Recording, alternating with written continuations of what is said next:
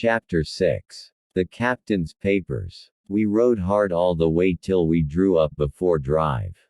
Livesey's door. The house was all dark to the front. Mr.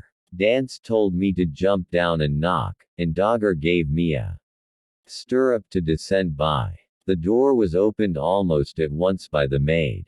"Is Dr. Livesey in?" I asked. "No," she said, "he had come home in the afternoon but had gone up to the hall to dine and pass the evening with the squire." "So there we go, boys," said Mr.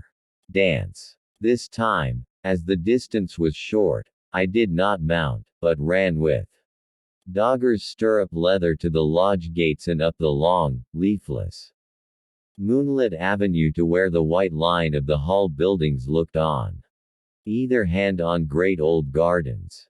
Here Mr. Dance dismounted, and, taking me along with him, was admitted at a word into the house.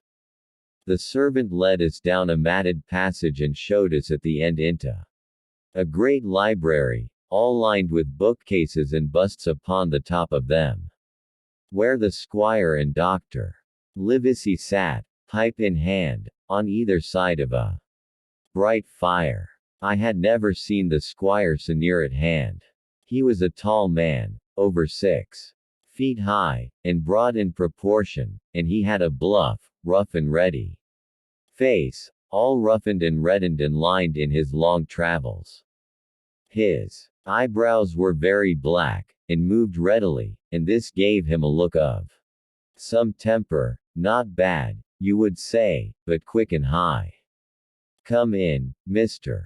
Dance," says he, very stately and condescending. "Good evening, Dance," says the doctor with a nod. "And good evening to you, friend Jim. What good wind brings you here?" The supervisor stood up straight and stiff and told his story like a lesson. And you should have seen how the two gentlemen leaned forward and looked at each other, and forgot to smoke in their surprise and interest when they heard how my mother went back to the inn. Drive. Livesey fairly slapped his thigh, and the squire cried, "Bravo!" and broke his long pipe against the grate. Long before it was done, Mr. Trelawney, that, you will remember, was the squire's name, had got up from his seat and was striding about the room, and the doctor, as if to hear the better, had taken off his powdered wig and sat there looking very strange indeed, with his own close-cropped black poll. At last Mr. Dance finished the story. "Mr. Dance," said the squire, "you are a very noble fellow. And as for riding down that black, atrocious miscreant, I regard it as an act of virtue, sir, like stamping on a cockroach. This lad Hawkins is a trump, I perceive. Hawkins, will you ring that bell? Mr. Dance must have some ale." "And so, Jim," said the doctor, "you have the thing that they were after. Have you?" "Here it is, sir," said I, and gave him the oilskin packet. The doctor looked it all over, as if his fingers were itching to open it, but instead of doing that, he put it quietly in the pocket of his coat. "Squire," said he, "when Dance has had his ale he must, of course, be off on his Majesty's service, but I mean to keep Jim Hawkins here to sleep at my house, and with your permission, I propose we should have up the cold pie and let him sup." "As you will, Livesey," said the squire, "Hawkins has earned better than cold pie." So a big pigeon pie was brought in and put on a city table, and I made a hearty supper, for I was as hungry as a hawk, while Mr. Dance was further complimented and at last dismissed. "And now, squire," said the doctor. "And now, Livesey," said the squire in the same breath. One at a time, laughed Drive. Livesey. "You have heard of this Flint, I suppose?" "Heard of him?" cried the squire. "Heard of him, you say? He was the bloodthirstiest buccaneer that sailed. Blackbeard was a child to Flint. The Spaniards were so prodigiously afraid of him that, I tell you, sir, I was sometimes proud he was an Englishman. I've seen his top sails with these eyes, off Trinidad, and the cowardly son of a rum puncheon that I sailed with put back, sir, into port of Spain. Well, I've heard of him myself, in England, said the doctor. But the point is, had he money? Money, cried the squire. Have you heard the story? What were these villains after but money? What did they care for but money? For what would they risk their rascal carcasses but money? That we shall soon know, replied the doctor. But you are so confoundedly hot-headed and exclamatory that I cannot get a word in. What I want to know is this: supposing that I have here in my pocket some clue to where Flint buried his treasure, will that treasure amount to much? Amount, sir, cried the squire. It will amount to this: if we have the clue you talk about, I fit out a ship in Bristol dock, and take you and Hawkins here along, and I'll have that treasure if I search a year. Very well, said the doctor. Now, then, if Jim is agreeable, we'll open the packet, and he laid it before him on the table. The bundle was sewn together, and the doctor had to get out his instrument case and cut the stitches with his medical scissors. It contained two things, a book and a sealed paper. First of all we'll try the book, observed the doctor. The squire and I were both peering over his shoulder as he opened it, for Dr. Livesey had kindly motioned me to come round from the side table, where I had been eating, to enjoy the sport of the search. On the first page there were only some scraps of writing, such as a man with a pen in his hand might make for idleness or practice. One was the same as the tattoo mark, Billy Bones his fancy. Then there was, Mr. W. Bones, mate, no more rum, off Palm Key he got it, and some other snatches, mostly single words and unintelligible. I could not help wondering who it was that had got it, and what it was that he got. A knife in his back as like as not.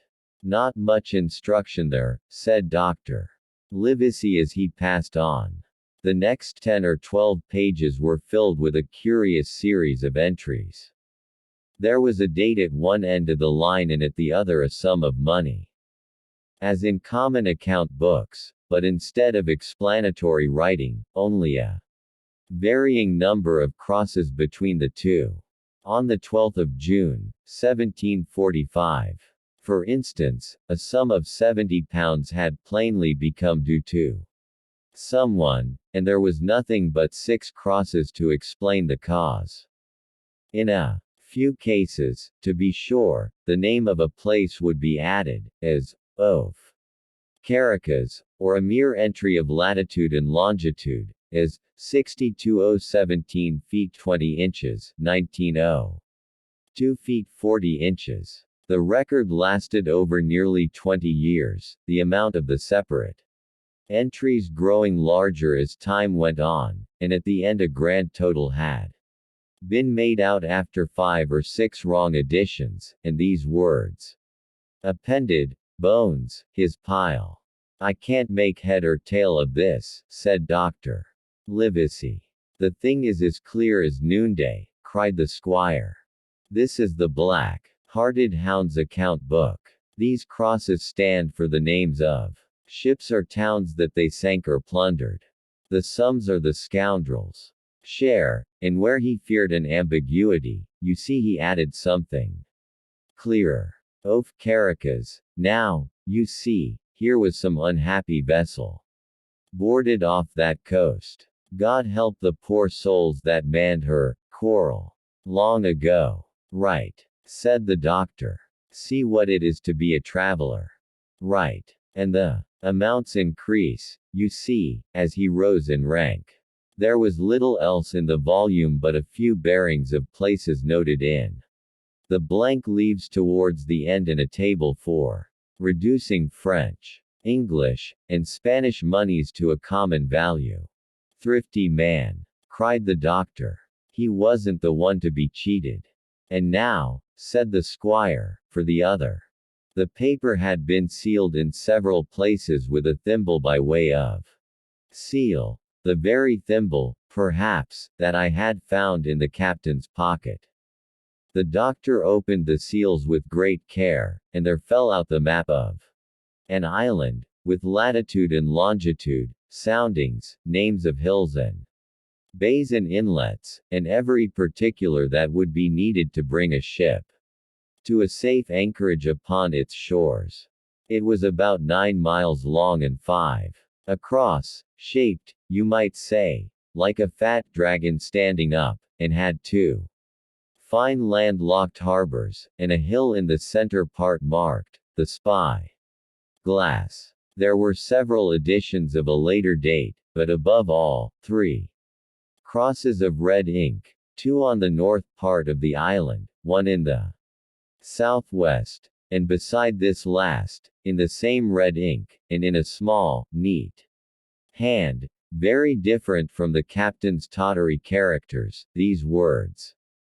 Bulk of treasure here. Over on the back the same hand had written this further information. Tall tree, spy glass shoulder, bearing a point to the N of NNE. Skeleton Island ESE and by E.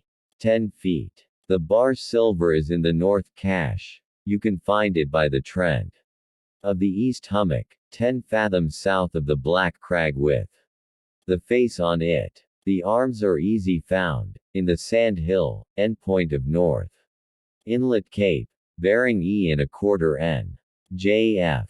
That was all, but brief as it was, and to me incomprehensible, it filled the squire and doctor Livesey with delight. Livesey, said the squire, you will give up this wretched practice at once. Tomorrow I start for Bristol. In 3 weeks' time, 3 weeks, 2 weeks, 10 days, we'll have the best ship, sir, and the choicest crew in England. Hawkins shall come as cabin boy. You'll make a famous cabin boy, Hawkins. You, Livesey, are ship's doctor, I am admiral. We'll take Redruth, Joyce, and Hunter.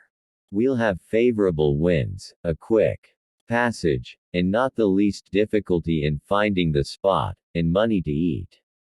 To roll in, to play duck and drake with ever after. Trelawney, said the doctor, I'll go with you, and I'll go bail for it, so will Jim, and be a credit to the undertaking. There's only one man I'm afraid of. And who's that? Cried the squire. Name the dog, sir. You, replied the doctor, for you cannot hold your tongue. We are not the only men who know of this paper.